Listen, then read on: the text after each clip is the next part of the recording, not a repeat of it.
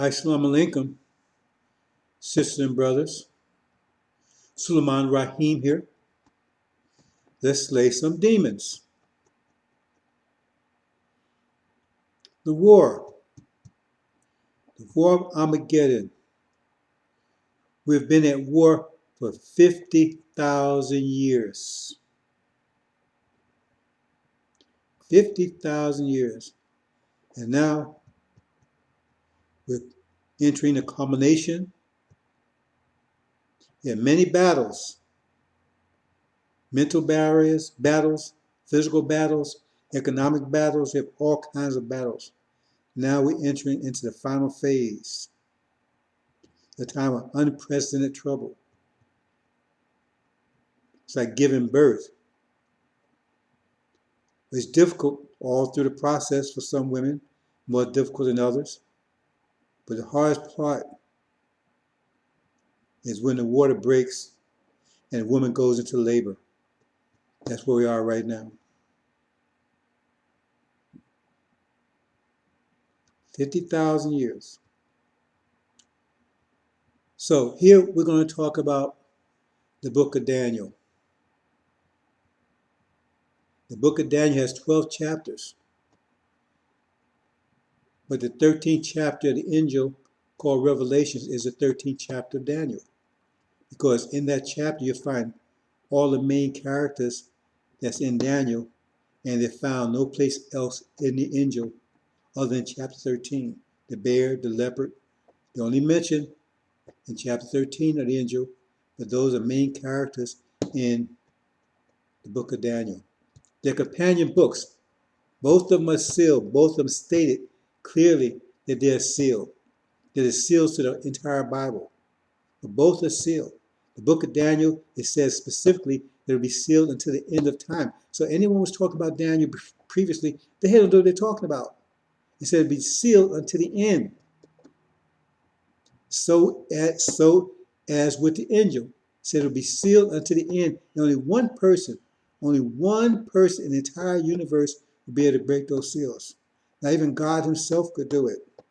Only the Lamb, Suleiman, Farad's spiritual son, because Farad is David. So we're going to Daniel.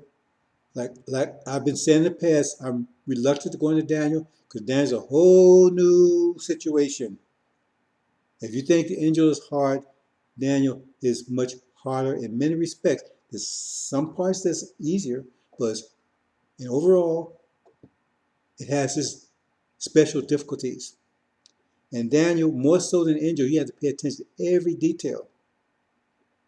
See, it's like, it's very satisfying once you solve a puzzle, but it's like playing a video game, so to speak. You got to pay attention to every little thing, every little subtle thing. See, and you got to move along through the game, right? If you miss something, you lose. That's where Daniel is. Very subtle things, and we'll see some of that as we move into it.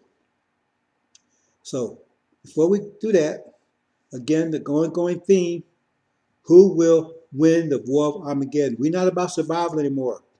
Elijah Muhammad talked about survival. We're not in survival mode anymore. We're in win mode. We've survived up to now. See, Elijah Muhammad put the seal on the survival mode. Suleiman will come for victory. His job is for victory. It says he has to put all things under his feet. It says Father Farad gave him power to put everything under his feet. And then the last battle he would have would be with death. See, you have to understand the AL-INJIL to understand what that means, because they think it means, like when you die, you won't be able to die anymore and that kind of stuff. Well, that's how backwards they are, because they don't understand. You can't be mad because they wouldn't know. Elijah wouldn't know. No one would know. It said only one person would know, and that would be at the end of time in Suleiman. So that's not a problem, not knowing. The problem is pretending that you know and going out giving evil suggestions with firm resolution. Pretending that you know. See, if you're going to say, well, I think this is what it means, that's a whole different category. Say, well, the dragon means this, right? And beast means this when you have no idea. And we're going to talk about that in a minute. But before we do that, I want to play in a few seconds. I'm going to play a short video because I'm telling you, brothers and sisters, it's all about you. You better start waking up. All that's going on in the world right now is all about you. So make Jerusalem a trembling stone, right? For anybody that trips over it, you to Jerusalem.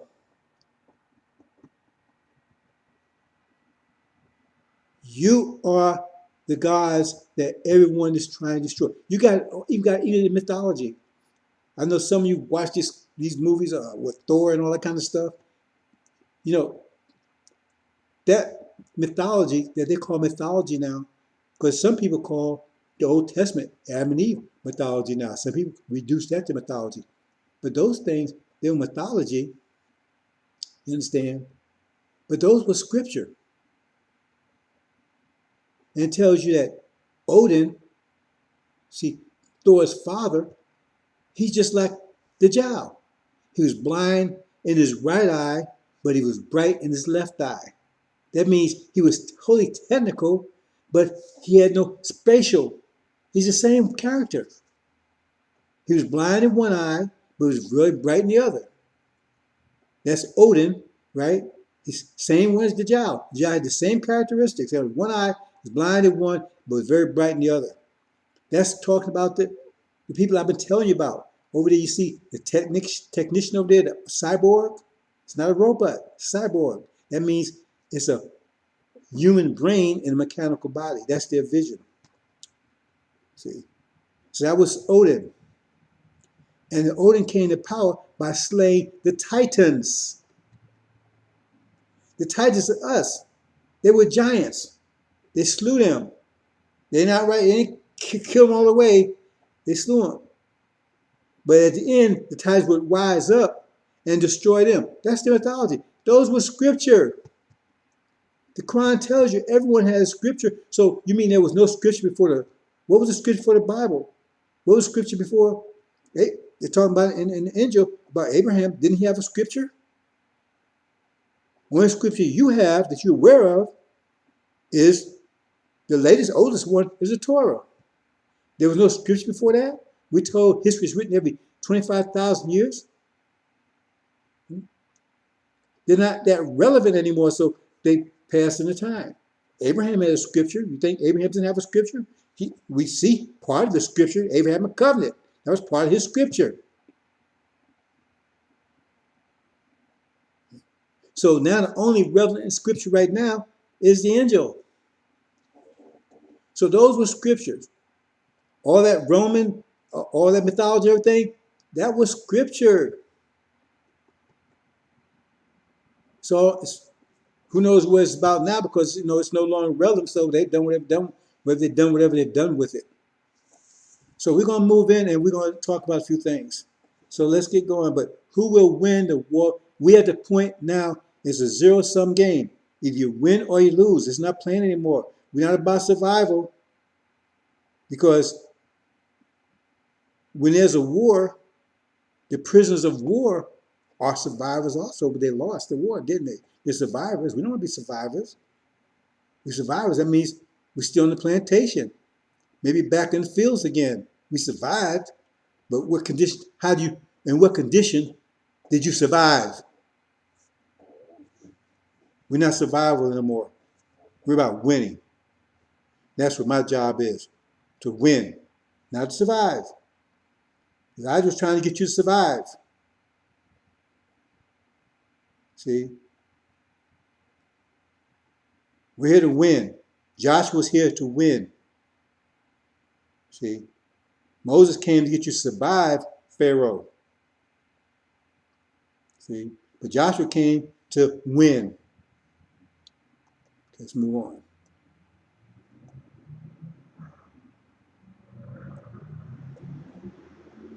Now, look at this.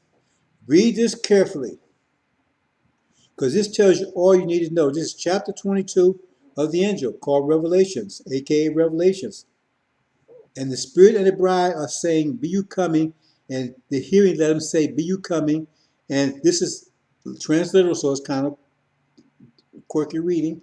And the third thing, let him be coming that will let him take water of life, free, a free gift. It's a free gift. That means this angel is pure, clean water. See, they've been giving you dirty water. Elijah Muhammad came with a limited amount of clean water. It was a limited amount, but you still had to pay for it. See, you get it, you had to qualify. You had to pay for it. You had to go and do, you had to get registered. You had to perform to get it. But said this will be a free gift. Then after Elijah, these people held they polluted the water, they polluted it, and then they charge you for it. And because you didn't have, most of you had no taste the way, no real taste the way Elijah talked about. You got the message of black men, those different things. But by the time Farrakhan and Cyrus got offended, it was all polluted, right? Then you got what they had, and you thought, hey, that must be pure water. So that's what falsehood is, mixing the clean with the bad, with lies with truth. So they mixed the clean with the bad, and so you thought you was getting clean water, but you never tasted the clean water, pure, without the bad in it. So you thought that was better than what you was getting before. And that would happen, and you had a 42-year, it talks about this famine, this drought, a famine of truth, 40-some years under Aaron, Farrakhan, and then the truth will come and be a free gift. So you had to pay anybody for it. You had to jump in any hoops for it. See, it's free gifts, free water. If anybody wants it, and it's pure. That's what it's talking about. The willing, you have to be willing to do it. Willing to take the word of life free. That's the angel. Take it free, it's free gift. We're just giving it to you. We're not asking you to give us anything. Ask you to pay us money, you ain't doing anything. We just drink it. Nobody's pressing you anything. Everybody knows this. Drinking this water knows there's no coercion whatsoever. One thing, just don't go out and pollute it. Drink it or leave it alone. Don't go out and pollute it and start your nonsense. See? Because you feel, well, my water's purer than their water. So they're listening to me, even though it's not pure. I've polluted a little bit. It's like, drug dealers, they get the heroin or the cocaine and they mix it up with stuff. See, it's pure, they mix it up with stuff. So this guy said, well, man, mine is 80%. Well, mine is 60%. See? And then some guy comes, he's 70% pure. Well, they don't want you to mess with his, so they got their corner and 60% pure. And anybody comes and say, because you're going to go with them, you can get the 70% pure guy. See, once you find out that it's more pure than 60% guy, so they get to fighting about that. See? So that's what's happening. So that's why I don't want you to touch this. And especially if the 60-70% guy is cheaper than the 60% guy. You see? If then somebody comes on 100%, whoa, and it's free, that knocks all these guys off the court. Man, you got a big war then. Because you just put all of them out of business. And the angel puts all of them out of business because it's pure. No pollution whatsoever, and it's free. See? You already paid the price. For 1 year, you paid the price. This is a free gift now. It's freely gifted because you already paid the price. We're going to make you pay it again. Now listen carefully now. I am bear witness to everyone hearing the words of this prophecy, of this book. If anyone should impose upon them, will impose the guard upon him the plagues have been written in the little book, right? That means, let me look further. And if anyone should take off from the words of the little book of this prophecy, will take off the guard upon him the wood of life out of the city of the holy, having written in the Lamb's book, in the little book of life. What it's saying basically is, if you screw around with this, you screw around the scripture like Farrakhan's doing, you're doomed. That's it. They ain't say maybe. If you do this, God will impose these plagues upon you. That's why Farrakhan's walking around disemboweled. See, because he wanted to distort the scripture. And we got videos of them just storing the scripture, just lying. Like this one of his ministers saying, "Oh well, the people are out of control, and Pharaoh had to get, and Aaron had to get him back in control. Pharaoh had to get him back in control." Was a lie, outright lie. Just read it. It says he was the one that got him out of control. It was Pharaoh kind of the one that did it, but he changed it around, and they do it all the time. And that's said, they will be punished severely. So y'all keep at it. Keep out there playing your games and store, because this is clean. Now show me where it's any filth or dirtiness, and you know it's clean. That's why you ain't messing with it. See, and because you can't you can't call it, so you stay away from it. So you just as guilty as ones that's storing it, because you know it's clean water. Instead of drawing people to it, you draw them to that dirty water that you peddling all over the place, or that you hanging out with somebody that is doing it. Same thing. You pushing people to Farrakhan, you know it's dirty water when this is clean water, is free. So it tells you what's going to happen to you. You better read it carefully, brothers and sisters.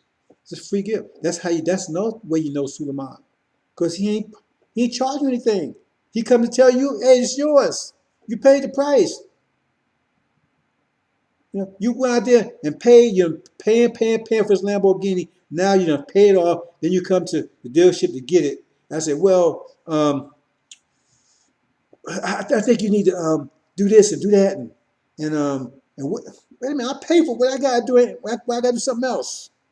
You paid the price, brothers and sisters. It's a free gift. Upload your mind, get back home. Okay, brothers and sisters, we move on.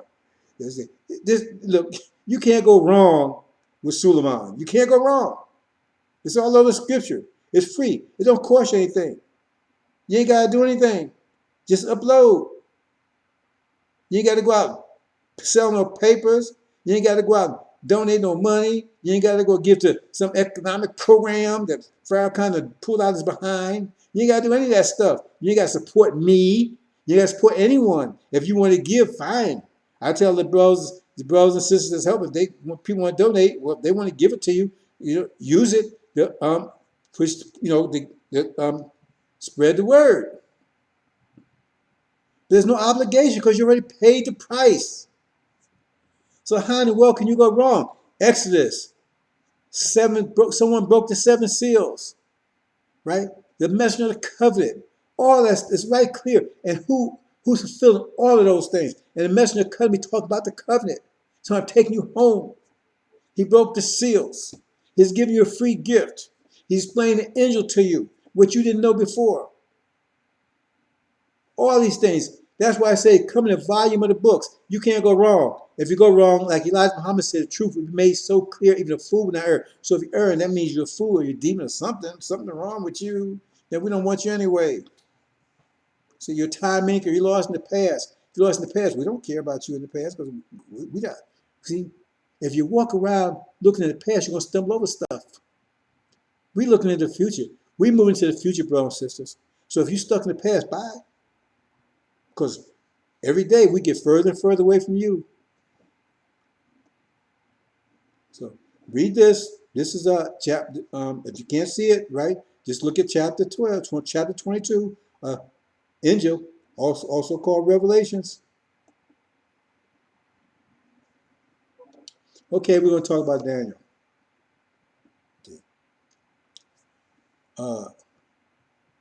There's some main characters there, but let me give you a little heads up here. The lion is us. The eagle represents Gog and Magog in Mercury Britain. See, they were on our back. They'll be plucked off, which is about to happen. The bear represents, same thing, it was resident angel, represents Africa. See, that's the bear. Those are 3 of the main characters. See, there's more. But like I said, be forewarned. And you can't mess around the angel. I mean, you can't mess around Daniel because it trip you up really bad. I mean, it's got a lot of landmines there. So does the angel. But the Daniel's a whole different whole different story. I said, for me, once you get into it, I mean, it's difficult. But it's more fun than a video game. You figure out these little things and these little puzzles, and it's beautiful. And it's something. The reason I'm doing this, because I mean, it has to be revealed, so I can't keep avoiding it, right? But some of you probably be better with Daniel than you would with the angel, because it's a different way of thinking. I mean, it's still, it's like um, algebra and trigonometry is still proper way of thinking. It's just some people would be more comfortable with trigonometry, more people would be more comfortable with algebra. That's all. Because we got to learn it all. You're going to learn it all. See, but you might, be more open to Daniel than any something. So I'm gonna teach it. Okay? I can't teach it all because it gets very complicated. I'm gonna hit some high notes. I'm gonna get a sword to work with. Because believe me, the weapons I give you, they're invincible. They can't put on a bulletproof vest. They can't find a shield. They can't find what do you call it? What do you call those things? Force field. They can find anything that defend them from these guys, from these weapons. Nothing. Hardened areas, they call it, that supposed to be withstand an atomic blast. Nah, because we have atomic blasts. That's ATTOM, and nothing can protect you from it. So here's some more swords, brothers and sisters.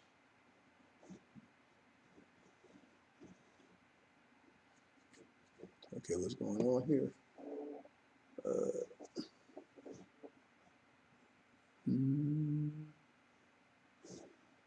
No way.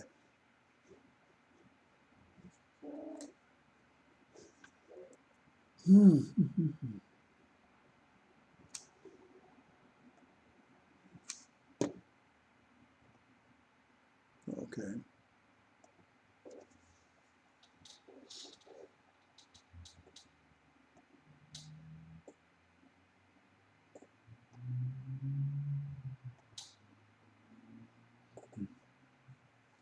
Okay. Here we. Okay. Again, it said the lion represents us. Okay. The statue in Daniel is a major key. Now, like angel, there's one key in angel, but it has different constructs. In Daniel, there's different keys, and the statue is one of the major keys. So we're going to primarily concentrate on the statue, but we're going to talk about other things too. But we're going to primarily work with the statue key. Okay. You, O king, were watching, and behold, a great image. This great image, whose splendor was excellent, stood before you, and its form was awesome. This image's head was of fine gold, its chest and arms of silver, its belly and thighs of bronze, its legs of iron, its feet partly of iron and partly of clay.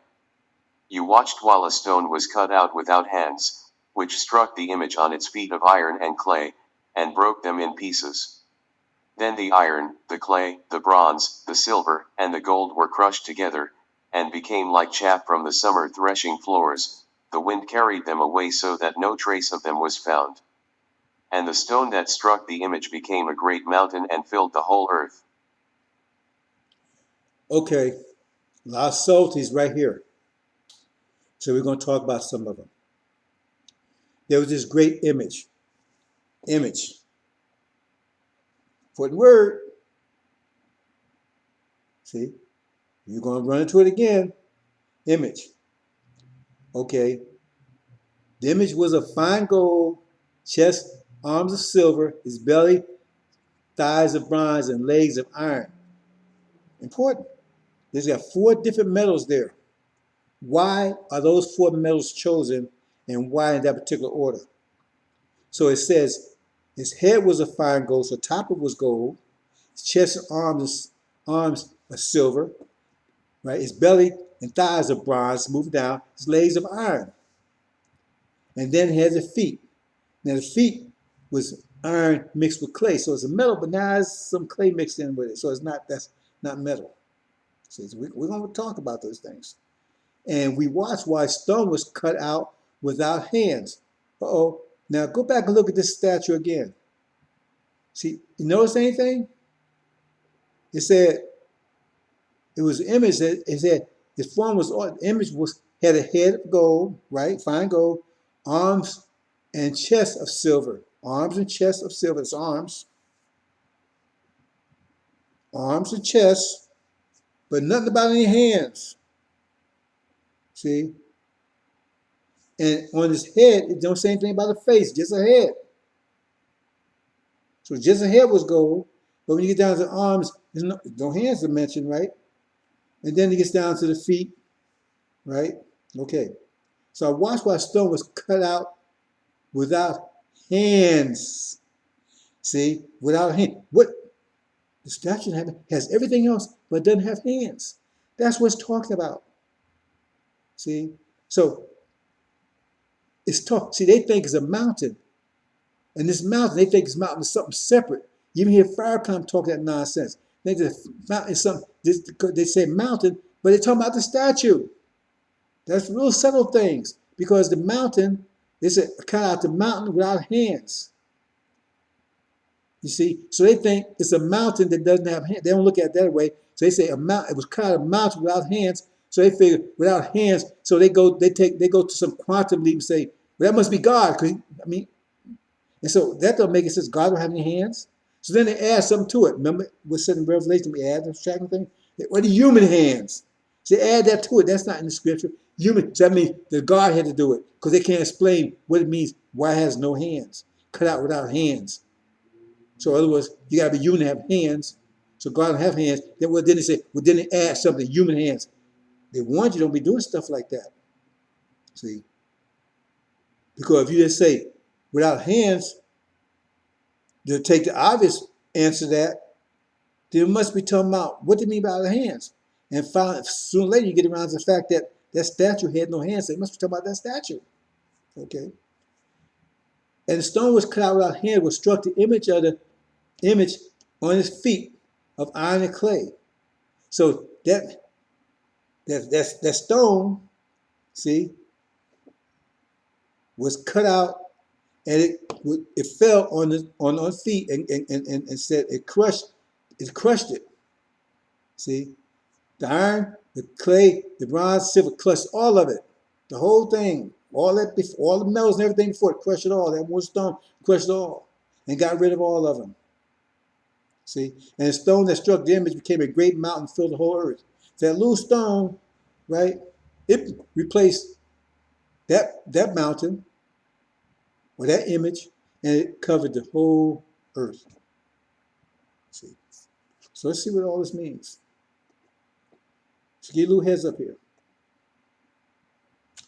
Okay, here's the statue. So I'm do it this way to try to make you understand. See the gold on top, the silver, the bronze, and then the iron. Did you notice something?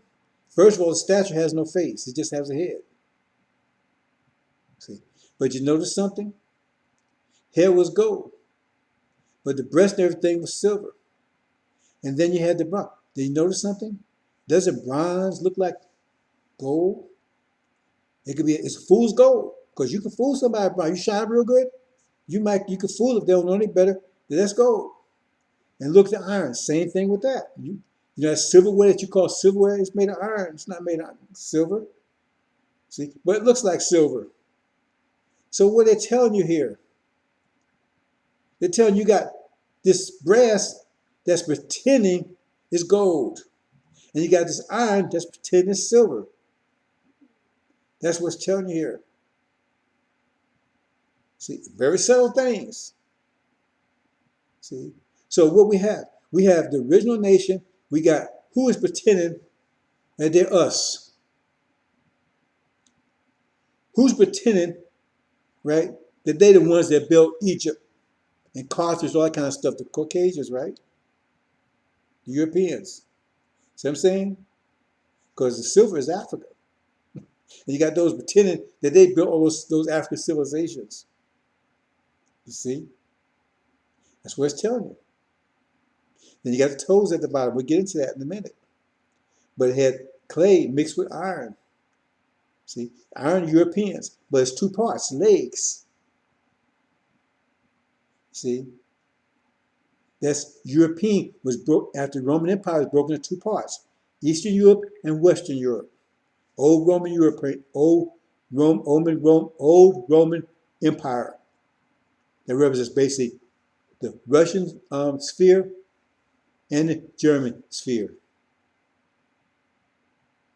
Okay? And then it says the toes, partly iron, partly clay, with two of the toes iron. They came out of the European. And who is it? That's Britain and America. Because remember in Genesis, Adam came from the dust of the earth. So the European countries represent the earth. And so the two toes down there, they came out of there. America and Britain, they came out of there. You put it together, brothers and sisters. We don't go into it.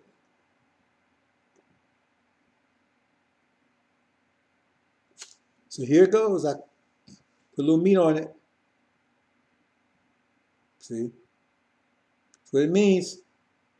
Original nation. I put the moon and star there. That's the original nation. Now I'm talking about NOI. They're Levites, but they've grafted in, so we leave it like that, right? Then you got the African nation there. And then under that, you got the false Israel, tend to be us, tend to be the gold. Remember I said the image? Keep that in mind, image. Then the iron. And then you got the toes. Now what are the toes? We're going to see in a minute. See, the toes, it says 10 of them. But we find later, we see this leopard. Now this leopard got 4 heads and 4 wings. That's 8. And then you got an eagle, right? That's got 2 wings. That's 8 plus 2 is 10. That's what it represents. The 8 of the toes represents the leopard. Has 4 wings and 4 heads. Yellow with brown spots. That's India and China. Right? 4 of them have wings. 4 of them, the heads are authoritarian, China. The heads represent authoritarian. The wings represent democracy. So India is democracy, but China is authoritarian. But then the 2 toes, 2 iron toes that came out, that's the eagle. That's 2 wings. Democracy again, that's the wings. Democracy. You understand? Very subtle stuff. So that's how you know who they are. So now the 8 toes, because that'd be the last kingdom. See, it's that the 8 toes, the 10 toes be the last kingdom. So who's the power brokers? America and Britain, they're the 2 main powers, right? They came out. They're the ones, or you got, they rule in the other countries, right? Or you got Europe, they're powerful, but America, right? The 2 major powers right now, Britain's right next, they're married to America, right? And China and India. That's the Haiti that's going to invade America. That's what you have there. Hope you understand. That's the 10 toes. That'd be the last kingdom. And we see right now, China and India are emerging. And they're up against who? America and Britain. That's 10 toes. So they wouldn't mix together. See, they'd be together, right? So they think mix together means like, like when you mix up sugar into something, it dissolves. No. It's more like taking apples and oranges and mixing them together. See, they all mix together, but they still pluck out orange, still pluck out Adam. I mean, apple. See.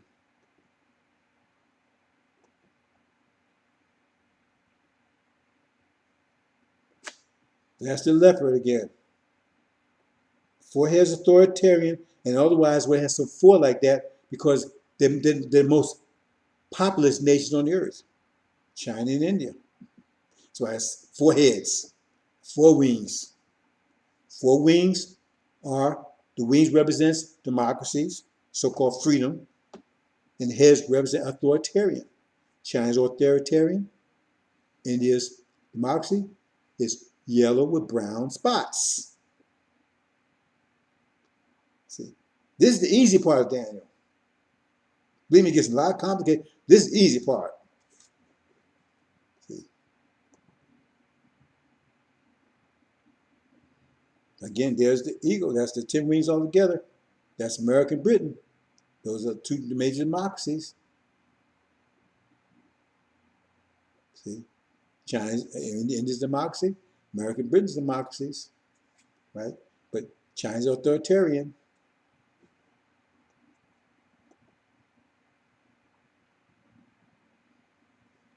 Then it talks about, it said they saw this, right? And well, I mean, I'm sure 10 toes here. That represents 10 toes. See? But right now, America is on top. They ride China and the leopard, in China and India. America's on top. That's the eagle. That's 10 toes there you're talking about.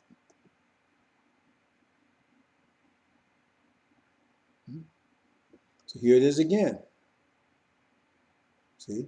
Brass, false Israel. The iron legs, Russia and EU, Eastern Europe, Western Europe. And then you got the 4 wings on this side, that's China. And you got the 4 wings this side, that's I had this backwards. Yeah, I have that backwards. I had that backwards. The wings should be over here on this side, and the leopard, and the head should be on the other side. Excuse me, brothers and sisters. I just noticed that. It's been like that for a while, I guess. And then in the middle here has been America and Britain. So the wings should be, because China's not democracy, and India is not authoritarian. So I got the flags backwards. Okay, brothers and sisters, excuse me on that one.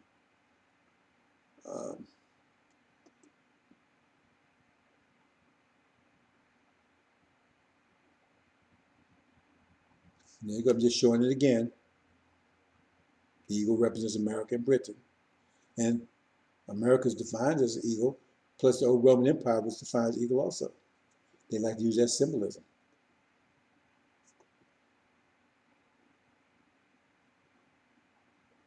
So have it there again.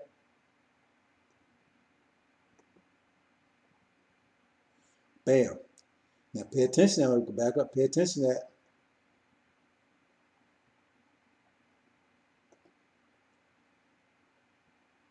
And see, the goat has no face. But it said the stone was cut out. Now later on in Daniel, I'm not going into details, right? Nebuchadnezzar represents the gold. There's 2 Nebuchadnezzars. Because remember, Nebuchadnezzar represents the gold, but there's also Nebuchadnezzar that's bronze. And that's very subtle. Most people never, I don't think anybody ever caught that one. See? Because you got one's the real one and one's pretender. And it says his kingdom would be taken away from him, but would come back in the end, and he would cover the whole earth. So that means the kingdom's coming out of there. So that stone is the original nation. The small stones left. Everything else, no, that's all that's left. But it's the one that crushes. So that's you, brothers and sisters. That's going to crush all the other ones. Going to crush America, Britain, and China, and then crush them all. That's that little stone. We'll see later on it, because there's other things that it points at, but that's where stone is coming from. See,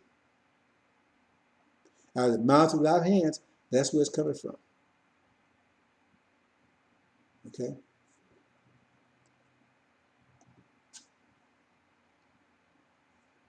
Because it falls.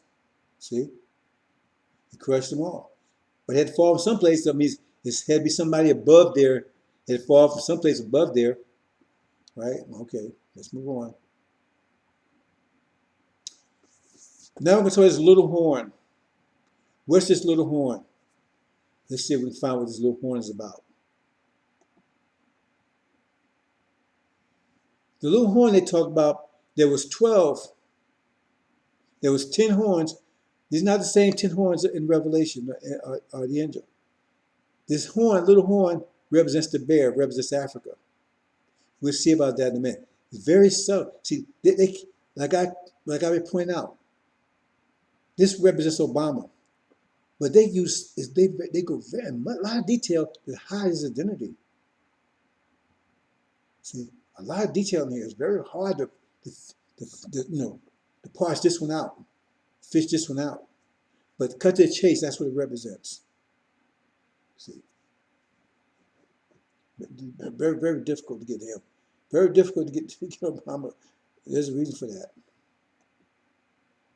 In the first year of Belshazzar, king of Babylon, Daniel had a dream and visions of his head while on his bed. Then he wrote down the dream, telling the main facts.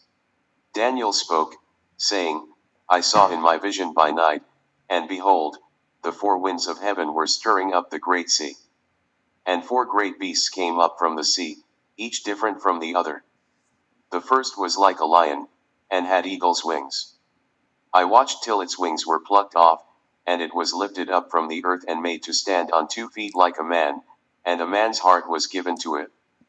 And suddenly another beast, a second, like a bear, it was raised up on one side, and had 3 ribs in its mouth between its teeth. And they said thus to it, Arise, devour much flesh. After this I looked, and there was another, like a leopard, which had on its back 4 wings of a bird. The beast also had 4 heads, and dominion was given to it. After this I saw in the night visions, and behold, a 4th beast, dreadful and terrible, exceedingly strong. It had huge iron teeth. It was devouring, breaking in pieces, and trampling the residue with its feet. It was different from all the beasts that were before it, and it had 10 horns. I was considering the horns, and there was another horn, a little one, coming up among them, before whom 3 of the first horns were plucked out by the roots. And there, in this horn, were eyes like the eyes of a man, and a mouth speaking pompous words. Okay, it's a lot to unpack here. I'm not going to unpack all of it. I'm going to point out a couple of things. Okay, this 4th beast, I saw in the night vision, and behold, a 4th beast, dreadful and terrible, exceedingly strong. It had huge iron teeth. It was devouring, breaking a piece, and trampling the residue with its feet. It was different from all the beasts that were before it. That's very important. It was different from the beast that was before. Who was the beast that was before it? The beast that was before it was a lion, right? Okay, let's go. First like a lion, had eagle's wings, right? And the next one was like a bear, right? And the third one, right, was like a leopard, but it had wings also. This way you got to pay attention because you got 3 beasts there. You got the first one is a cat, so to speak, right? A lion with wings. And the other one is a leopard, which is a cat with wings. But what's different there? The bear. The 4th one is the bear. He's different from the other ones. Because he's a bear. He's not a lion. He don't have a wing. And that's the one. See, it's very subtle. That 4th one is the bear. And he says devour, right? He says, why is he devouring between his mouth? He saw what? He says 3 ribs. Now I'm going to cut the chase because I said I'm not going to spend all this. But when we look further, we find out that the leopard transforms into a goat with 1 horn. And we find out that the eagle transforms to a ram with 2 horns.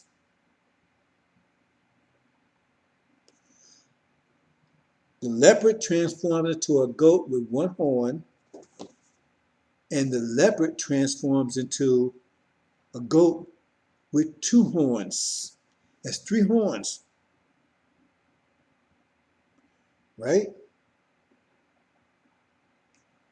The eagle transforms into a ram with 2 horns. I think that's what I said. The eagle, remember, you got the eagle and you got the leopard. Remember, the eagle and the leopard, they represent 10. right? 4 heads, 4 wings, and 2 wings. That's the 10 toes, right? See? And that's the 2 beasts you see here. But you got a lion, it's a little separate, but still, right? Because that's little tricks. I'm gonna get that one. But remember that. So you got the leopard that transforms into, right, a goat with 1 horn, and the eagle transforms to a, because they get to fight with each other, and the eagle transforms into a ram with 2 horns. That's 3. That's the 3 ribs he's talking about. We're going to talk that a little further when we go down a little further into Daniel, because it talks about he plucked up 3 by the roots. Oh yeah, it says right here. And it says, I was considering the horns, and there was another horn, a little one, coming among them. See, here it is right here. I was considering the horns, and there was another. Oh, okay, had 10 horns, right? That's 10 toes. 10 toes, 10 horns, right? I was considering the horns, the 10 toes. There was another horn that was one camp amongst them, right? And it plucked up 3 by the roots, right? You got 10, but the goat represents 8 of them, the leopard, and the eagle represents 2 of them, right? The ram, where they get to fighting later on, we'll see. That's the 3. But who's in the middle? The one that plucks them up is the bear, because he got 3 in his mouth.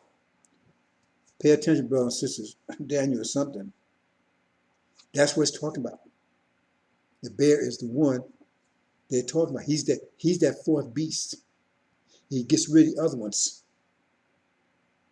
When I told you, angel, that at the end, that he joins with them to get rid of Europeans, and then they get to fighting, and then Obama ends up on top at the end.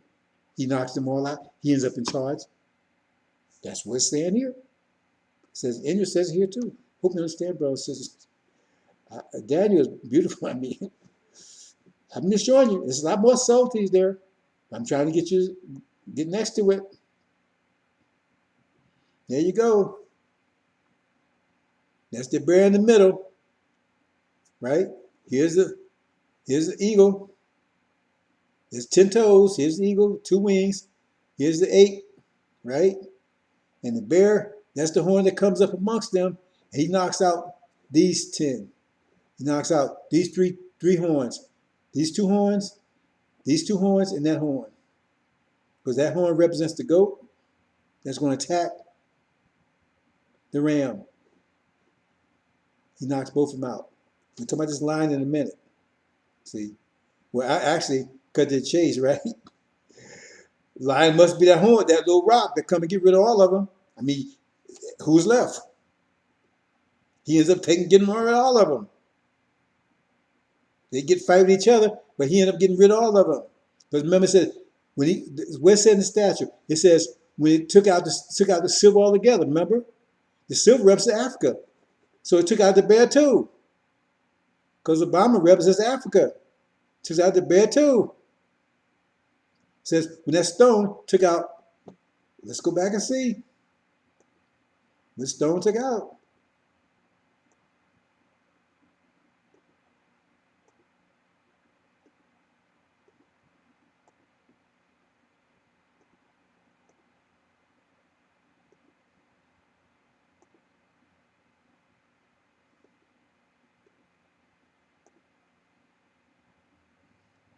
Back too far.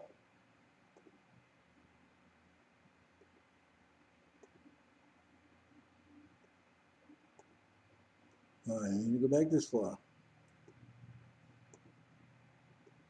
Wow. Quite a ways.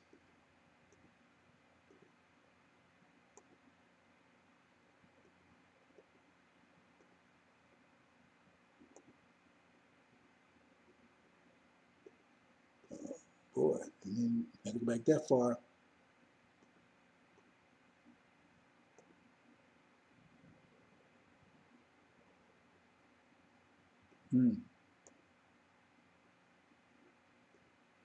Okay. Here you go. It says, I watched the stone covered with hand, struck the image of the at his feet. Iron clay broke in pieces. The iron, the clay, the bronze, and the silver. It got rid of all of it.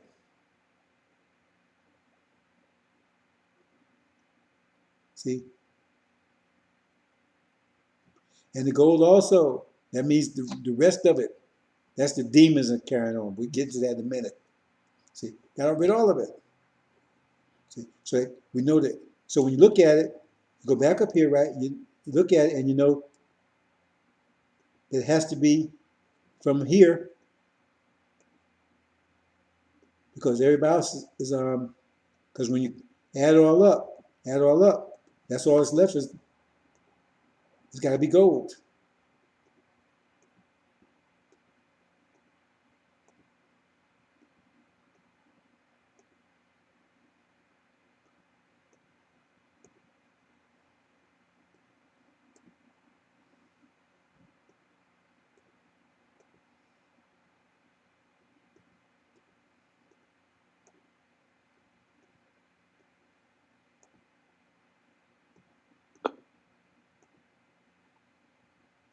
So there it is.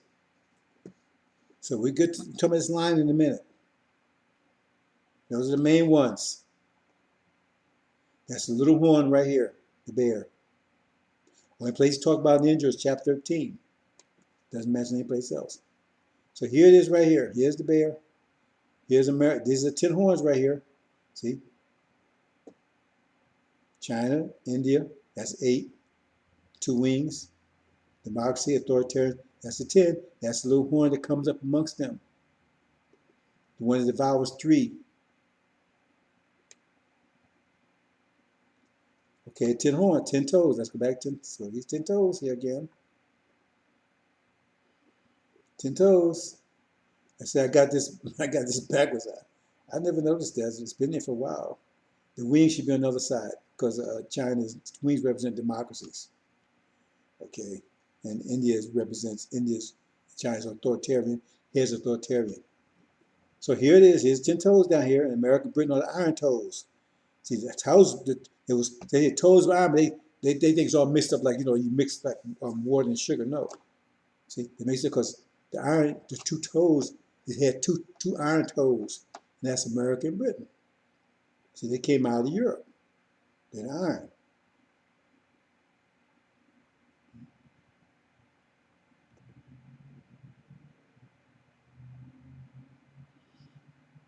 There you go. Again, the ram and the goat. Here's the ram, here's the goat. Now, when it says the goat is angry with the ram, angry with it. And it comes across the ocean because it says his feet does not touch land. See, they think it's flying. That's what they think. It comes across the Pacific Ocean because that means his feet doesn't touch land. It's angry at this ram. Isn't China angry at America now? Getting more angry every day? So they be angry. When it comes in anger. See? So it's coming across the ocean. Look for that ram. Coming straight at him. He's not looking for him. He's coming with a specific purpose. If you read the whole thing, it says he's come direct at him with such kinetic force, right? That he knocks the ram down and tramps him to the ground. There you go. Then you see the ram. So the ram had 2 horns. Said the bigger one kept last because they only had 2 world empires under Yakub's era. That's America and Britain. Only 2 world empires there's ever been under 6,000 years. America and Britain. Britain was the first one. No son ever sailed in the British Empire, and the next one is America. Afterwards, it became bigger. I would say, ram had 2 horns. The bigger one kept last. That's America and Britain. Those 2 horns. And so they was moving westwardly. See, and nothing could stand in their way. They're the superpowers. Nothing could do it. No one could stand before them. That's the ram. Superpowers. Now the ram itself represents false Israel, but the 2 horns represents America and Britain. See, but the ram itself represents false Israel. It says no one could withstand it. It was pushing wherever it went. Nobody could withstand. That's American Britain. That's the superpowers of the world right now. Nobody can withstand them. See? But the goat, he was pissed off. He was angry. He says, really, he was angry. And he came out with such force. And he had a horn. Remember, he had one horn. See the three horns right there now? The bear had the three horns, the three ribs. Then he now he did three ribs, but then he said, no, they pluck up three horns. So that's the horns. See? American Britain, right? And that's the goat represents China and India. They come across, see, brothers and sisters? That's the three horns they're talking about. But it said he had a thorn between his eyes. Now, this is very subtle because I'm not going to it, but the eyes represents Farad. So he said a horn between his two eyes. So he was guided, his eyes was guiding him. But that tells you in chapter 17 the same thing. It says that the 10 horns there represents China and India. See? So they would hate the harlot, the ram. See? And they'd go war with it and destroy it. But it says, right? It says it was the God that put in their mind to do it. He's guiding them. He's leading them. Same thing it says in Daniel. He's leading them to it, to destroy it. Because America said Allah will use America's enemies to destroy them. Not just the weather, but the enemies. So that's what's happening here. Same thing. Farad is guiding them. Farad is guiding them to destroy. Does she have Farad? If America's on attack, we're going to defend America. Really? Did you read Fall of America? Because America's under attack by his enemies. That's Farad's doing. So you'll be fighting against Farad. You better listen to what that fool is saying. If you're a demon, you just keep on, because we don't want you. So you might as well stick with them. Attack me, whatever you want to do. Come at me. Because we don't want you, because we sure will get rid of your ass. We don't want you. You're a demon. But if you ain't, you stuck up in there, you better wake up. Free gift. Explain it clearly. That's what nation prepared to make war against God. That's Farrakhan's duty. He's working with them. He's a son of addition. He's setting you up so you fight against who you claim that you're God. If America's well, yeah, we attack America. We love America. We ain't going nowhere. That's the message of the covenant. That's what comes after Elijah. The message of the covenant. Is that the message of the covenant? We ain't going nowhere. So it means Allah's a liar. He doesn't talk about the covenant. Well, he talks about the covenant when it was pleasing him up to the point where we're supposed to go back to the promised land. He stops there. That's where it gets back. But I told you about distorting scripture, changes, adding, subtracting. So that's what's happening here. Happening here. The goat, attack. Here it is. See, it's coming across the sea. Coming across America. The ram is standing tall. Nobody could touch it. Powerful. Sanctions. Kick your ass. Invade your country. But the ram said, the goat said, heck with that. But he's inspired by Farad. Two eyes. It says in both chapter 17 of Angel and here in Daniel. See, bam, they're engaged right here in America. That war will take place here in America. America's already been defeated in the Middle East. They're already being rocked over in Europe. See, they're getting their ass kicked over in Europe. See, so that helps empower the goats also, because America's bogged down in the war in Europe. They already kicked out of the Middle East. They've been ass kicked all over the place. This is the year of the Lord. And so now, the insult to injury, here comes the goat. That's the flood. See, it's a flood of humanity. 200 million man army they're telling you about in the angel. It's not a flood of water, flood of humanity. It starts with them first. That's what's happening here. Fall of America. Bam. Knocks it down, stumps it to the ground. America's fading.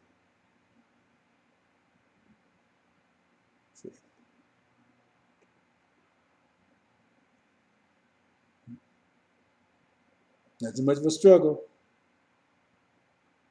America does not want to get in the war. Back up here, make sure I'm not blocking the image here. I keep forgetting that. Yep, let me back up.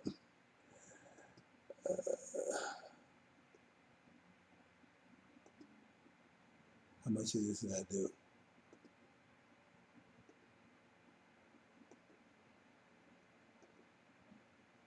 Keep forgetting that. Yeah.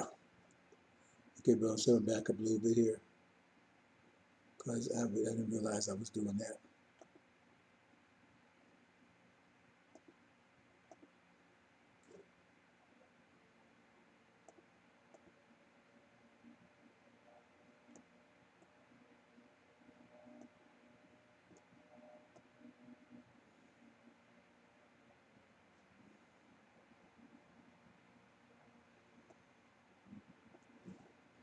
Back up just a little bit.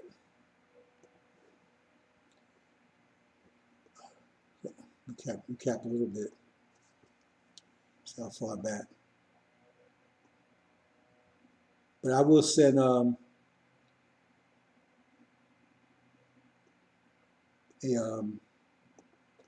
PDF copy of this.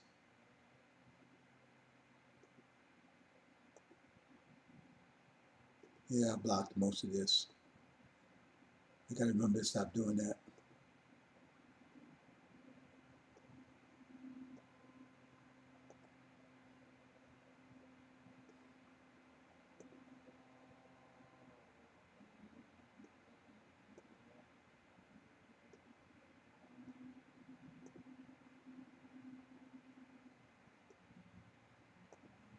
Yep, I was blocking it all.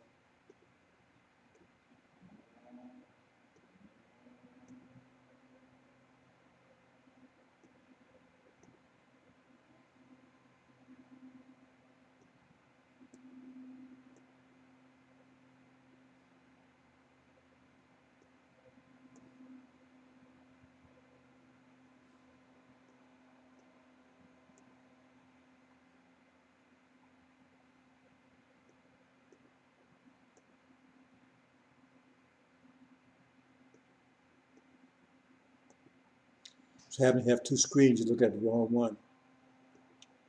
So I'm going to quickly go through this.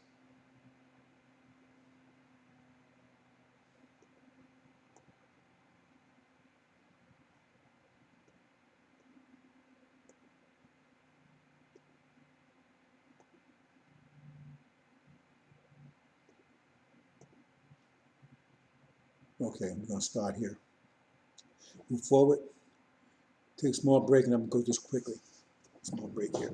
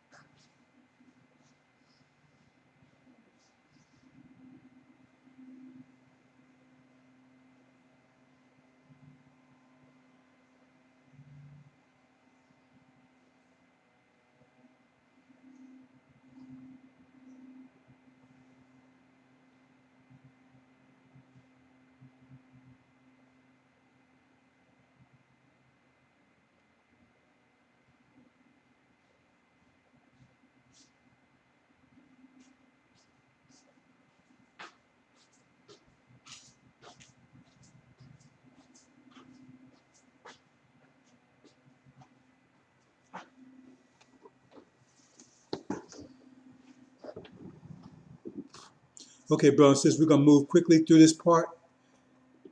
I apologize.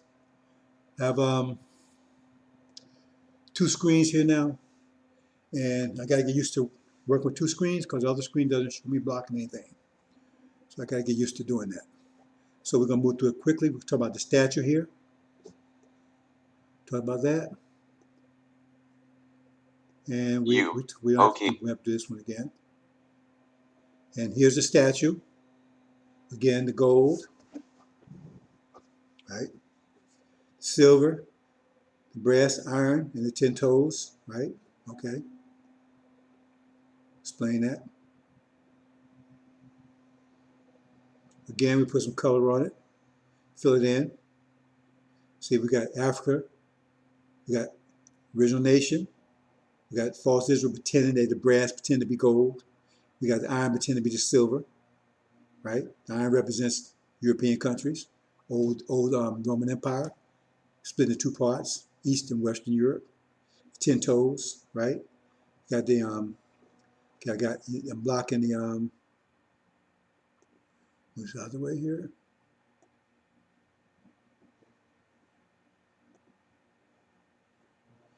Got the eagle, right? Two wings, and democracy. You got the leopard, right? Yellow, brown spots, India and China. Four wings, because so the reason why so many wings, because they're the most populous nation on earth. So four wings represent India, right? Because they're a democracy. Four heads represents authoritarian, right? That's China because they're authoritarian. Okay, let's move on. It represents 10 toes. That's 8 of toes right there. That's represents the clay part of the toes, right? The toes was made with iron and clay. Eight of toes are clay. 2 are iron, right? So India and China represents the clay part. Eagle, democracy, the wings, right, represents the iron part. Came out of Europe, the iron. There it is. Right now, the eagle is riding on the leopard in China. They're controlling. They're the superpowers right now. At this point in time, they're superpowers.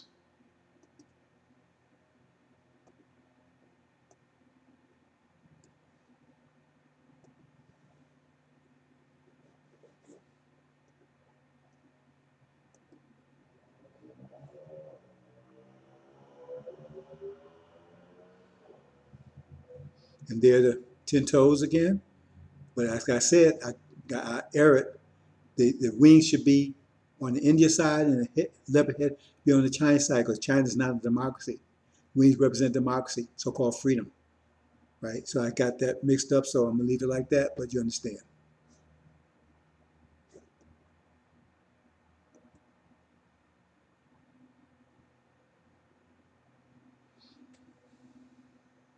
Here again, showing the America and Britain represents the two iron toes, right? This is represents the last. They say this will be the last kingdom on earth.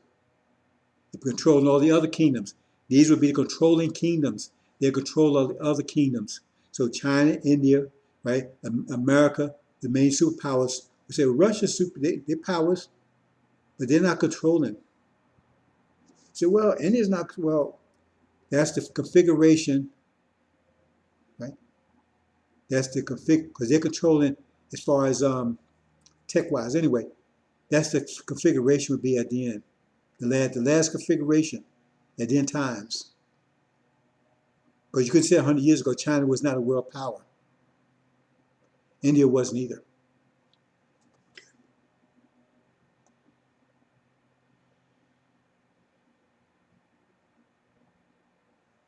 Here we go. There's the stone. It's a gold stone. We'll see later. That's the gold stone. That's the original nation. That's Abraham's seed. They come and crush that last world empire. Last world configuration. See, that's it. It says stone will come. It will crush. Wipe them out. They will no longer exist. Be a new world coming in. That's us. We're talking about the little horn. It says little horn represents the bear, Africa. We showed that. I'm not going to go into this here. We showed that here, right? The ten horns, right? That's the leopard, the 2 wings, 4 heads, 2 wings, and the 2 wings of the eagle. That's the 10 toes, right? Then so the bear is the one that's in the middle there. He's the one that comes up amongst them. He's different. Said this the 4th beast was different from the other beasts. So how he's different? Because he's not a lion. I mean he's not a cat. He doesn't have wings. You have to be careful with that. You understand? And then you got the lion over here. We'll talk about that in a minute. So that puts everybody together because the lion is the stone. He's the stone that crushes all the rest. But the bear is the one that overcomes the other America and China and India, as it talks about in AL-INJIL.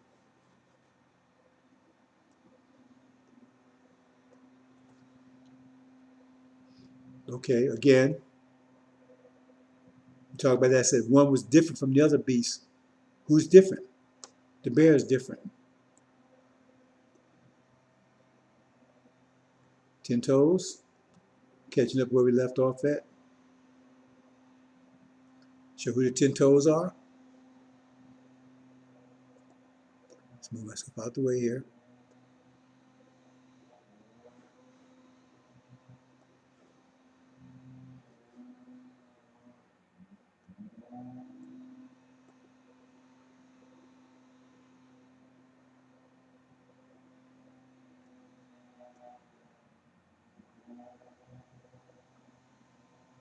Again, here's the 10 toes. It says 10 horns, right? And the bear, the little horn came amongst us. There was another horn that came amongst the 10 horns. So there's 10 horns. Leopard and the wings, that's 4. That's 8, right? 4 wings, 4 heads. And then there's 2 wings of the eagle. That's 10. And then there's a little horn that came amongst them. That's the bear. That plucked up 3 by the roots. And where's that? There's the ram and the goat there. Talking about that. The ram, this ram, remember, because it doesn't come out of nowhere. You have to keep in context that statue. So who ram has to represent, one of those has to represent either the eagle, has to represent either a leopard, has to represent the lion, has to represent one of those, or the bear. So we know a leopard, we know this goat has to represent one of them. We still context that key. So it represents the leopard.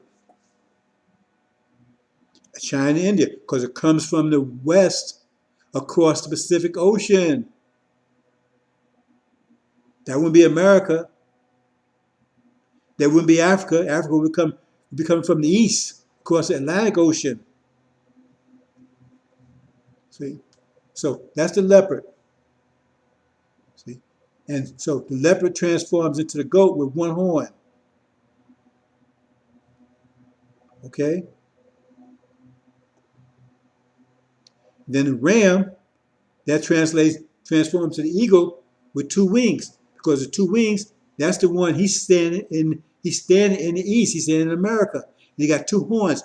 And the 2 horns says the greater horn can't last. So that's America, because only 2 world powers. Says no one could withstand this ram. So who is the ram represent? That's eagle, because the eagle's in control of everything. No one could withstand that ram. He went and did whatever he wanted to do. Nobody could do anything with him. That means he's a superpower in the world. He do whatever he wants to do, right? But there's only been 2 world powers since the beginning of Adam, since Yaqub's creation. That's been a Britain and America, only 2 world empires. Rome wasn't a world empire. They didn't even know about the whole world. This one knew about the whole world. Britain was the first one. The sun never set on the British Empire. They said 2 horns. The last one was the most powerful one. The one that came last was the bigger one. So America, the British Empire morphed into the American Empire. The American Empire is more powerful than the British Empire ever was. But both of them are the only 2 world. Russia was never a world empire. No one else ever. China was never a world empire. The only one ever been a world empire. The only 2, America and Britain. That's what it says. So they're standing there. Nothing can withstand it. Nothing get in his way. But the goat don't care. The goat's going after him anyway. Because he's pissed off. He says he's angry. But he says he's guided by Farad. Farad's giving him the inspiration to do it. He's forcing him to do it. Actually, he's forcing him to do it. We'll get into that when we get back to the angel. He's forcing him to do it. See? Just a little background here. When the war in the Middle East takes place, and America falls Israel and Britain is torn, broken down, right? Babylon's fallen. Then the Shia, who is Farad's angels, have total control of the Middle East under the authority of Farad. The goat which is China and India, are totally dependent upon that oil in the Middle East. Totally. Totally. So is Europe. That's why chapter 18 says their economy collapsed overnight because they cut off the speaker to them. No more oil for you because you helped use with America attacking us. So their economies collapsed overnight. But China and India, their economies will collapse if they cut off from their Middle East oil. They totally depend upon it. So Farad tells them, if you want to continue getting oil from us, from our Shia servants, you better go and attack America. That's how he does it. So they attack. Because it says they're doing it. It says right here, it says the goat had a conspicuous horn between his eyes. So whose eyes? When you understand Daniel, eyes represent Farad. So his eyes was guiding. You need eyes, right, to see. Both tell you the same thing.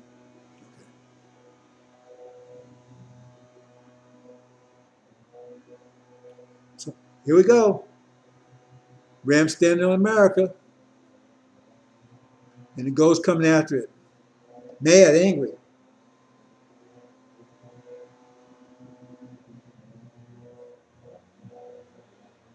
Then, right, they're enjoying battle here. The battle's going to take place here this year.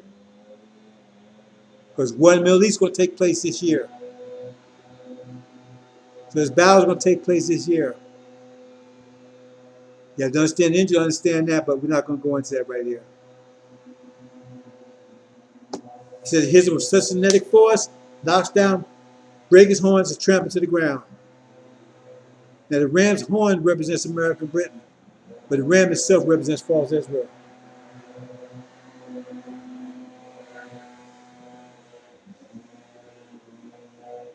Got a little noise here, bro. Just hope it's not distracting you.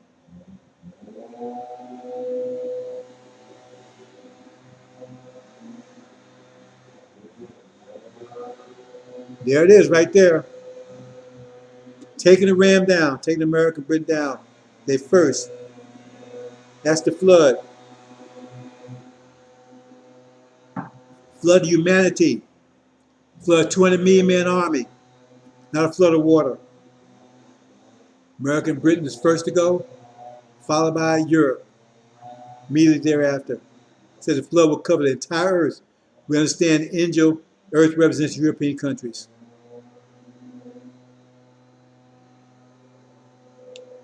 Okay, here's the bear. Here's the bear. Represents Obama. He's going to be leading an African federation of a non-Islamic federation.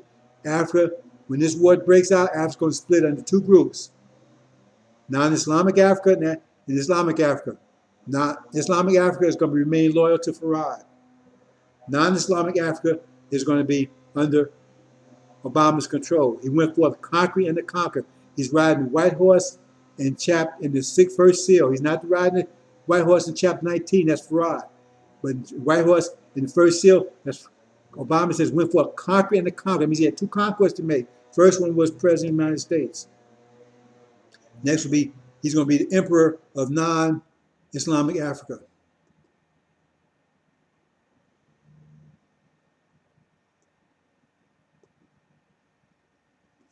That's Obama. He's all over Scripture. I could spend days showing you all the places he is there. That's him. He's going to be in charge of non-Islamic Africa, but they're going to be allied with China and India until they control all the nations except us. And then they're going to get fight with each other for control. And Obama's going to win. Africa, only reason why Africa is not the largest population on the planet because it's divided into so many countries. If you add all those countries together, they're as populous as China and India. When those countries are united, they're going to be as populous as China and India. And plus, they're war ready. Because that's all they do is fight over there all the time. Those children over there, they're warriors. So you can see how once Obama takes and unifies Africa, he's not going to unify entire Africa, but non-Islamic Africa, you can see how they could prevail against China and India. See? Because most of those children over there, all they know was fighting. They're born fighting. So here it is. See? He's taken out the ram, and now he's allied with China and India. The ram's gone. He's allied with China and India. And they roam in America, taking everything they could take. That's the goat. See? That's the goat and Obama. That's the same one in chapter 17. Angel said, at 10 horns and 7 heads, the crowns upon his horns. It's a power shift. The dragon had 10 horns and 7 heads, but the crowns on his heads. But then war broke out, and the crowns shifted to the horns on the other beasts. That's China and India. Now they superpowers. They're in control. See, because America's bogged down, distracted with wars internally and externally. That's the 10. But it said there was another beast that had 7 heads, 10 horns too. It says a dragon with 7 heads, 10 horns, with the crowns upon his heads. European countries allied with House of Saud, the dragon, Saudi Arabia. Then you got a beast that has 7 heads, 10 horns, right? But his crowns on his horns. That's China and India. That's power shift. He said the dragon gave his authority to that beast. Then you have another beast that has 7 heads, 10 horns, but it has no crowns in any of them. That's Africa. But he said he'd be alongside the beast that had 7 heads, 10 horns, and crowns upon his horns. They'd be together. There you are right there. They're together. And they've taken over America. And said they're going to take they're going to defeat America, right? They're going to take all these able-bodied people and take them into slavery. Those that lead in captivity will go into captivity. Those that enslaved us, now they're going to be enslaved. All of them, everybody able-bodied. So including demons too, if they all going to be enslaved. Never coming out of it. We had hope they won't have any. And then it's going to just nuke the place, make sure there's nothing left. It's going to take everything of value. That's what it's going to do.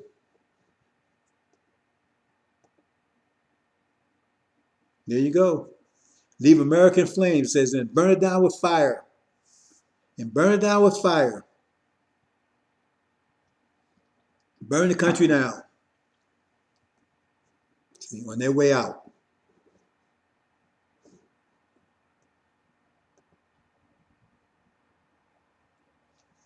Now the tree. See. Okay, what's the tree? Okay, let's look at this tree here. It talks about a tree. It says tree was cut down. Who cut the tree down? See, it said it was cut down with hands. See, now here's the hands. Because remember, the statue doesn't have any hands. But the hands represents Ishmael. See, represents the Arabs. It cut our tree down. It betrayed us. See, because the hands wasn't a part of the system. Remember about the jinn? They weren't no parts of Adam in this system. And I told you about that. That's why the hands are not part of the statue, not part of the system. That's the jinn. They weren't a part of it. That's the Arabs, Sunni. See how it's come together? But they cut the tree down. It says hands cut it down. It was hands that did it. They betrayed us, cut us down. And they betrayed us into the hands of the Egyptians. And who's the brass? Remember, it was a brass band put around it, brass and iron. That means we be under subjection to false Israel, the false Israelites, and Massa, Europeans. There it is. Read it. Be under control of them. Cut down to a stump and under their control. That's what it says. They can't say, oh, no, that's what it says. It was cut down, that's where we are over here, and we under there. They say, oh, no, it tells you. They said they had nothing to do with it. False Israel said, we had nothing to do with that stuff. It says they were enslaved us too, because they was the one that financed the slave trade. They don't want to tell you that. That's what it says. That's the stuff. See, it was cut down, but it says, it was cut down, but it says it will be restored in the end and will go and cover the whole world. It says, see, a tree, this original tree, he said it covered the whole planet. No other civilization ever done it but us. We control the whole planet until 50,000 years ago. But it was cut down by Ishmael. our brothers, and betrayed into Egypt, into bondage, under control of the false Israel and Europeans. What it calls Daniel called them the Chaldeans.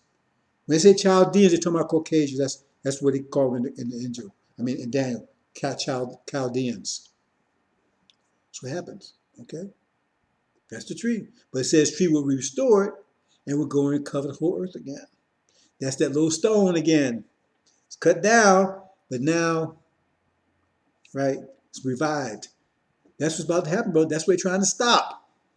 That's where they're trying to stop. It's all about you. All the nations are aware. Trying to make sure you're never aware.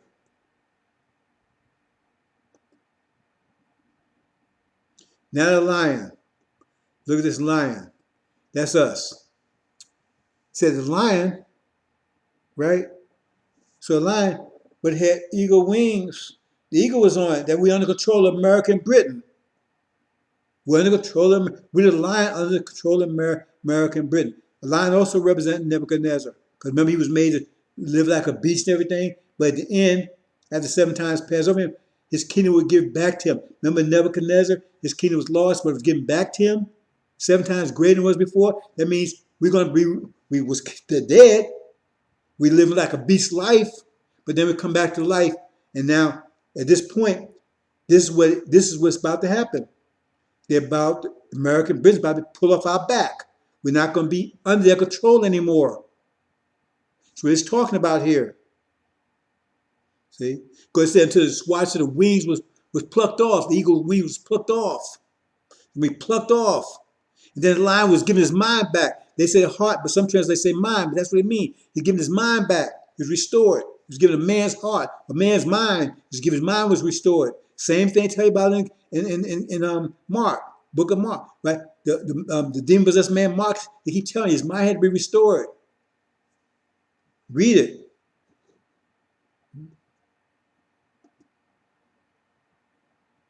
And then we get to the mouth.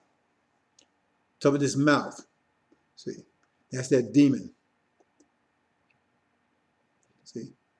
See, this one had a mouth. See, Farrakhan was worshiping him. Farrakhan is the mouth. See, this horn had a mouth.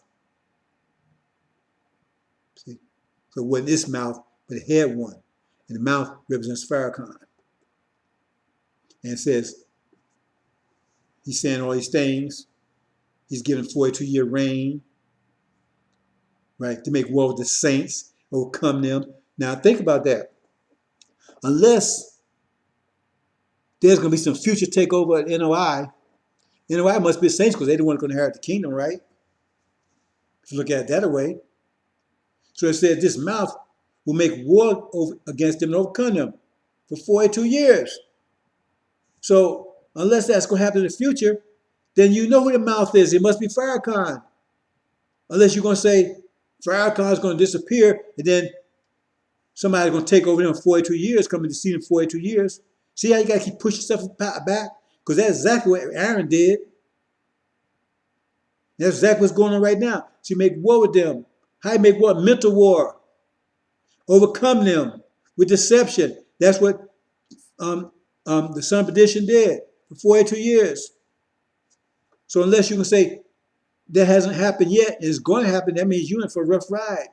That means that the so-called deliverance and everything is going to take place after 42 years from now. We got 42 more years of this mess. Really? 1619, 2019? That's 40 years right there. That you messed, talking about the 1555 stuff. We came on 1555, right? That story of Joseph. He was in prison. He wasn't enslaved. He was in prison. And they used his wisdom to save their ass because they was in trouble and they had to go back to Joseph to tell him what to do. See? And then they enslaved his children for 400 years. 1619, 2019. Then after 2020 be a plague. How can you miss that? Farrakhan did. It doesn't matter because the point is, I mean, even if he knew it, he wouldn't tell you because he's demon. You know, he knows salvation. Nicodemus, read about Nicodemus. Demon. Farrakhan's a demon. Half devil, half man means follows the devil. See? But remember, Nicodemus, he's told me he's a righteous man, he's so right and everything. Jesus told him, hey, no, we don't want you. We don't want you in the kingdom.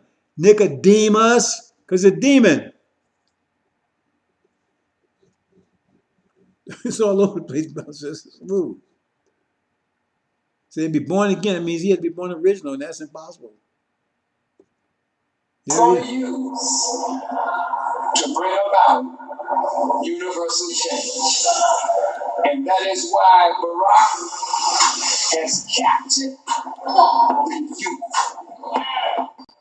And he has involved young people in a political process that they didn't care anything about. That's a sign. When the Messiah speaks, the youth will hear. He's calling Obama the Messiah. He's calling Obama the Messiah. Read chapter 17.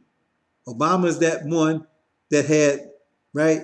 He was the eighth but of the seventh. I'm not going to explain all that right now, right? But it said those that worship him was named was not in the Lamb's book of life. See? He's worshiped, calling him the Messiah. Calling Obama the Messiah.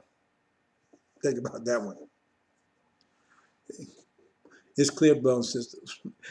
Brothers and sisters, don't fret, don't get stressed out over this. Hey, we got the future. So these fools want hung up in that when it's so clear. They're telling you they're demons or they're fools or idiots. So why we even waste time with them? You see? Somebody come tell you 5 plus 5 is 55. What are you going to say in the ark with them? Because you ain't going to get anywhere. 5 plus 5, 55. You don't get anywhere, so why waste time? See? I mean, if they're saying that, then, how you going to talk mathematics? They say they don't have, you got to go back and teach the fundamentals, right? If you got time for that. And maybe they can't understand the fundamentals why they're saying 5 plus 5, but they just said something, you waste your time here. See? When somebody come and say, well, 5 plus 5, I'm trying to figure it out around now. Well, you help them because, they got a basic idea of this. The math is not that strong. But they're not arguing with the fact that 5 plus 5 is 10, right? They're just trying to understand it better. But they're arguing with it, ooh.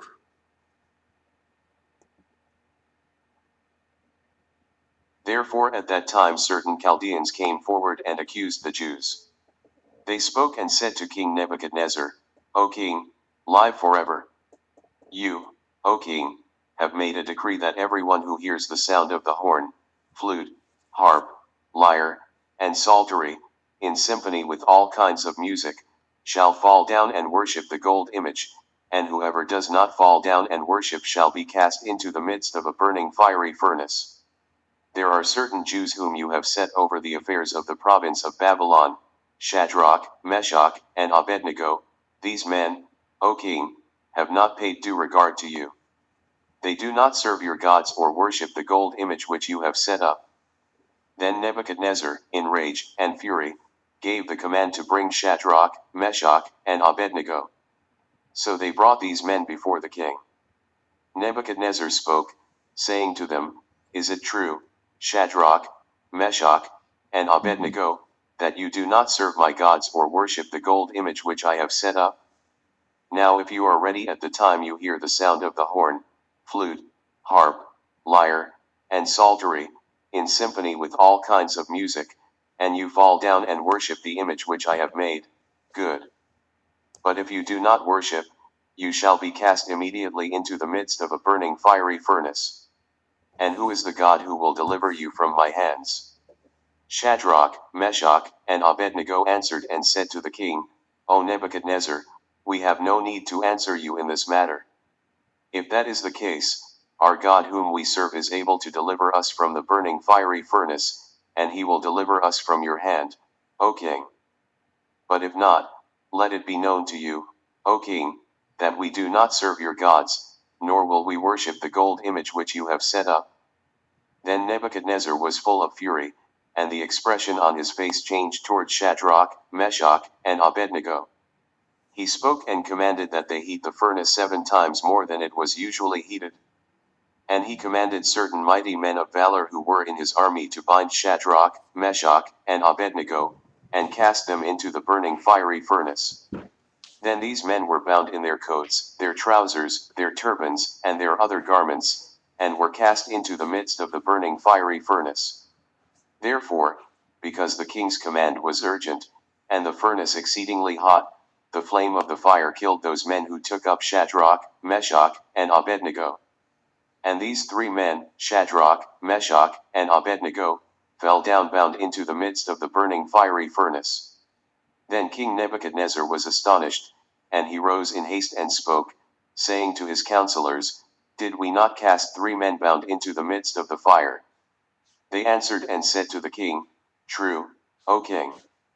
Look, he answered, I see 4 men loose, walking in the midst of the fire, and they are not hurt, and the form of the 4th is like the Son of God. Then Nebuchadnezzar went near the mouth of the burning fiery furnace and spoke, saying, Shadrach, Meshach, and Abednego, servants of the Most High God, come out, and come here. Then Shadrach, Meshach, and Abednego came from the midst of the fire.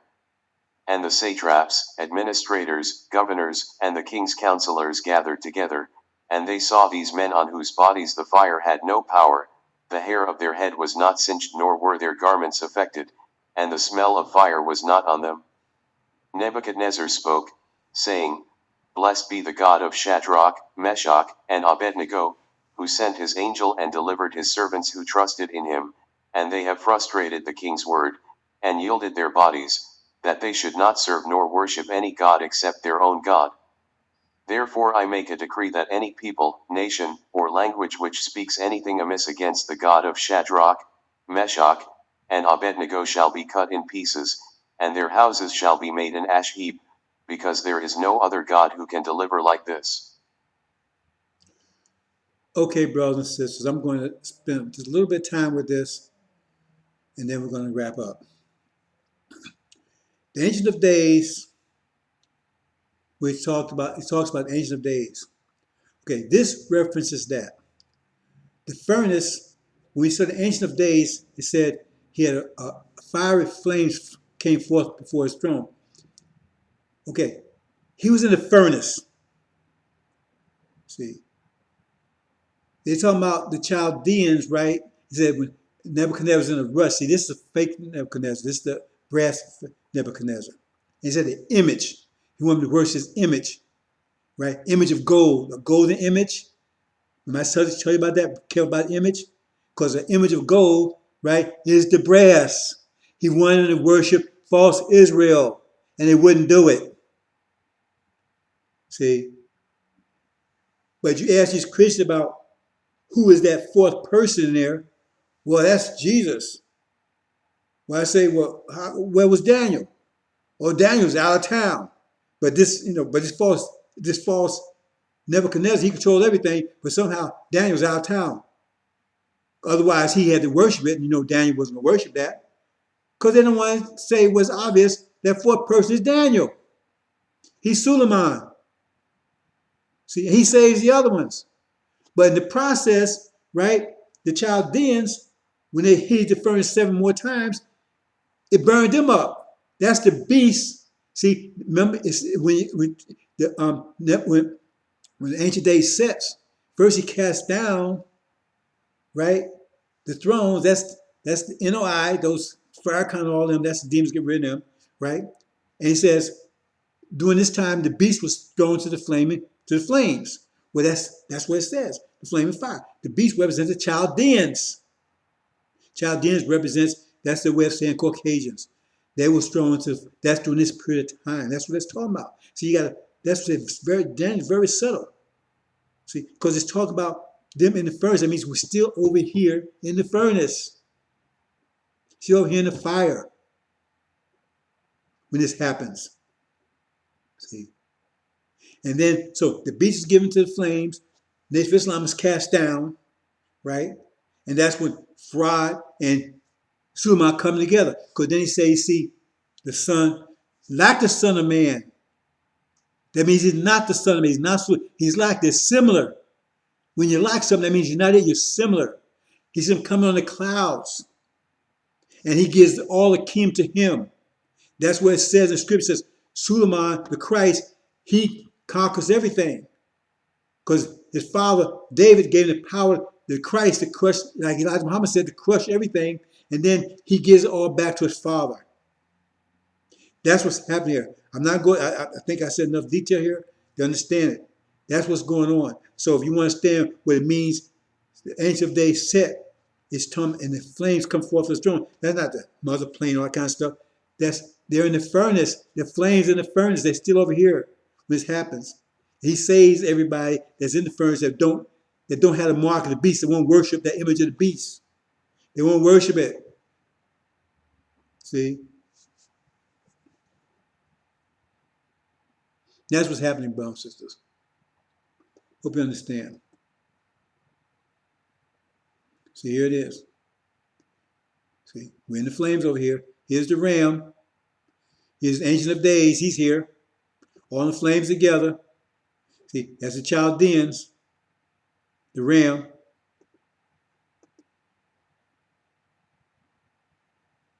See? There's Farad. He's come to the Ancient of Days. Ram is being burnt up. Hope you understand, brothers and sisters. That's what it's talking about. So the beast given to the flames. Ram's being burnt up. They're just taken out by the goat. See, that's what it says. And then he saw one coming like the Son of Man, clouds of heaven. That's Farad's coming. They come together, and he gets everything, all power, back to him.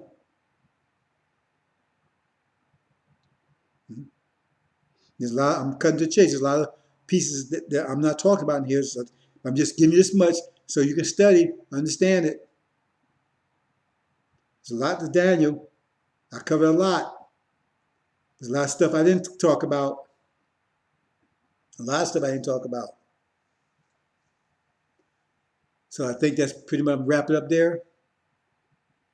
Anything else I want to talk about, say before I close this out?